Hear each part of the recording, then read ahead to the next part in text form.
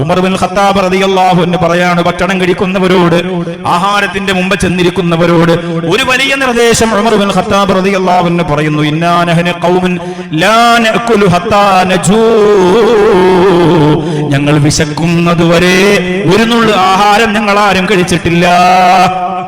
വിശന്നാലേ കഴിക്കൂ, വിശക്കുന്നത് വരെ ഞങ്ങൾ ആരും കഴിച്ചിട്ടില്ല. ഉമർ റളിയല്ലാഹു അൻഹു പറയാണ്, ആഹാരം മുമ്പിലുണ്ടെങ്കിലും കഴിക്കൂല, വിശന്നാൽ മാത്രമേ കഴിക്കുള്ളൂ.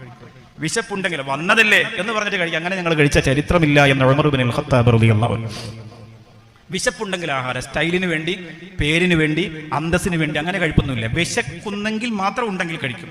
എന്നിട്ട് പറയുന്നു, ലാ നഅകുലു ഹത്താ നശ്ബഅ. വയറ് നിറയുന്നത് വരെ ഞങ്ങൾ കഴിച്ചിരുന്നില്ല, വിശക്കുന്നത് വരെ ഞങ്ങൾ കഴിച്ചിരുന്നില്ല.